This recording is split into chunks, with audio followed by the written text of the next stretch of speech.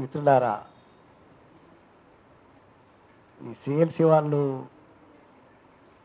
విడుదల చేసిన దీంట్లో ఉండే 3 డిమాండ్స్ను కూడా, అంటే రాజకీయ ఖైదీలందరినీ విడుదల చేయాలని కానీ, ప్రజాసంఘ నాయకుల మీద పెట్టిన కేసులను అది కేసును కూడా ఉపసంహరించాలని చెప్పి డిమాండ్లు ఉన్నాయి. అన్నింటిని కూడా మేము మాస్ లైన్ పార్టీ తరఫున ఉపసంహరించాలని డిమాండ్ చేస్తున్నాం. అయితే ఒక విషయము, అంటే లక్ష్మణ్ గారు చాలా విషయాలు, అంటే సిఎల్సి చరిత్రలో డిమాండ్స్ ఎట్లా వచ్చినాయి, ఎట్లా డిమాండ్లో మార్పులు వచ్చినాయి అనే విషయాలన్నీ కూడా చాలా వివరంగా చెప్పాడు. వాటిలో కూడా చాలా వరకు స్థూలంగా మేము దాన్ని కూడా ఏకీభవిస్తాం. అయితే ఒక్క విషయము లక్ష్మణ్ గారు చెబుతూ, ఈ రాజకీయ ఖైదీలందరూ ఈరోజు ముఖ్యంగా ఇప్పుడు ఉన్నవాళ్ళు, మేము మావోయిస్ట్ పార్టీ కాదు, మాకేం రాజకీయాలు లేవు అని చెబుతుంటే కూడా వాళ్ళని విడుదల చేస్తలేరు అన్నట్టుగా మాట్లాడినట్టు అనిపించింది నాకు. అంటే రాజకీయాలు లేకుంటే విడుదల చేయండి, రాజకీయాలు ఉంటే విడుదల అవసరం లేదనే అర్థాలు కూడా ఎవరైనా తీసే అవకాశాలు ఉంటాయి. నా ఉద్దేశం ఏంటంటే, కామ్రేడ్ ఉద్దేశం అది కాదు. రాజకీయాలు ఉంటే పెట్టుకోండి, రాజకీయాలు లేకుంటే విడుదల చేయండి అని లక్ష్మణ్ గారు అన్నట్టుగా నేను అర్థం చేసుకోలే.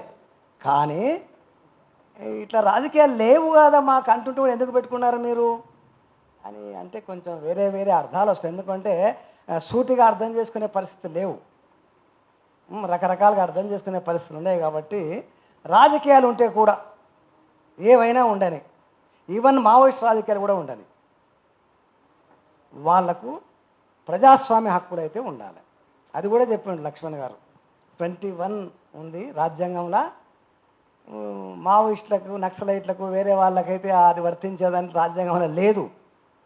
అంటే ఆయన ఉద్దేశం అంతా ఏంటంటే, ఏ రాజకీయాలైనా ఎవరైనా అమలు వాటి కోసం ఉండని, దానికోసం ప్రయత్నం చేయని అందరికి కూడా ప్రజాస్వామ్య హక్కులు అయితే అమలు చేయాలి.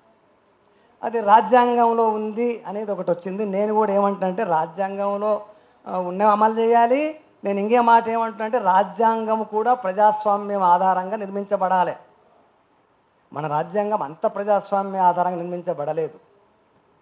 అయితే వాటిని అమలు చేయొద్దా అని నేను అంటలేను. కానీ అంటే కొంచెం ఈ మధ్య చాలా, అంటే ఫ్యాసిజం వస్తున్న సందర్భంలో కొంచెం రాజ్యాంగం మీద మనం కొంచెం ఎక్కువ, అంటే అవన్నీ అమలైతే లేవు కదా అని, అంటే ఆ రాజ్యాంగం ఏదో 100% ప్రజాస్వామ్యం ఉండి దాన్ని అమలు చేసుకుంటే మొత్తం, అంటే సోషలిజం సంగతి కాదు, ప్రజాస్వామ్యం సంగతే ఆ రాజ్యాంగంలో లేదు. అయినప్పటికీ కూడా ఆ మాత్రం కూడా అమలు లేదు అని మాట్లాడితే సరిపోతుంది అది.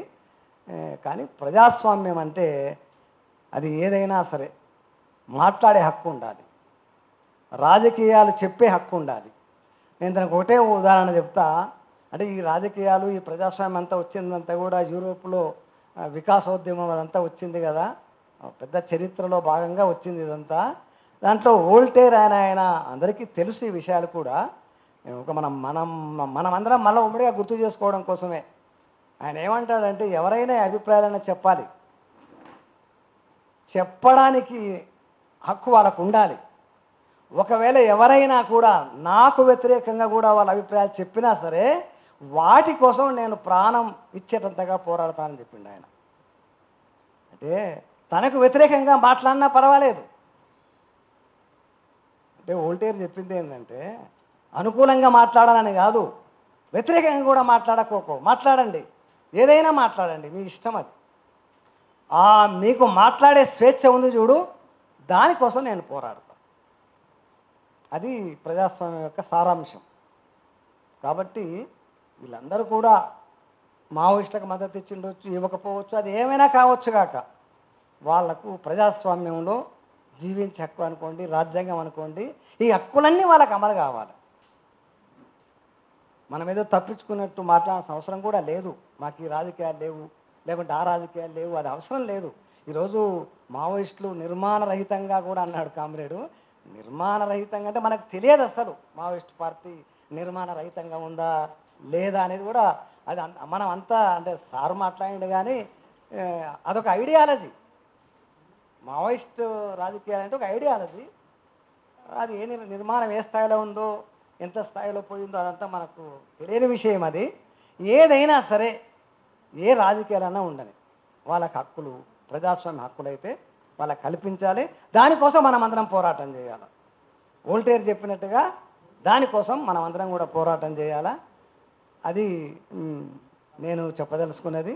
మా పార్టీ తరఫున కూడా ఈ డెమోక్రటిక్ రైట్స్ కోసం పోరాడాలి. అయితే ఒక్క విషయం, నిర్మాణాత్మకంగా ఎట్లా పోరాడాలి అనే విషయం కూడా కామ్రేడ్ చెప్పిండు. నిర్మాణం అంటే ఏదో నిర్మాణం చేసుకోవాలి కదా అనేది, నిర్మాణం కూడా చేసుకోవాల్సిందే. అయితే నేను ఏమంటున్నానంటే, ఈ రాజకీయ పార్టీలు అంటే మమ్మల్ని కూడా కలుపుకొని మాట్లాడినట్టు అనిపించింది నాకు. కానీ అందరినీ కూడా ఒక డెమోక్రటిక్ రైట్స్ ప్రజా సంఘాలుగా ఉండే వాళ్ళను, అట్లాంటి వాళ్ళందరినీ కలుపుకొని మీరు ఒక సంఘాన్ని, ఒక కార్యాచరణ కమిటీ నిర్మాణం చేసుకుంటే మేము పార్టీగా దానికి మద్దతు ఉంటే బాగుంటుందని నేను అనుకుంటుంటా. మన పార్టీ దాంట్లో కలిసి ఆ పార్టీ ఈ పార్టీ కలిసి అంత కలగాపులగం అవుతుందేమో అని నేను అనుకుంటుండా. మేమైతే మా పార్టీగా మీ మొత్తం ఉద్యమానికి మద్దతుగా ఉంటాం. ఏ ప్రజా సంఘమైనా సరే మీ దాంట్లో కలుపుకొని ఒక ఐక్య కార్యాచరణగా ఏర్పడితే దానికి మా సాయశక్తుల మేము ప్రయత్నం చేస్తామని చెప్పి మీ అందరి ముందు హామీ ఇస్తూ, ఈ అవకాశం ఇచ్చిన ఈ నాయకత్వానికి ధన్యవాదాలు తెలియజేస్తూ ముగిస్తున్నాం.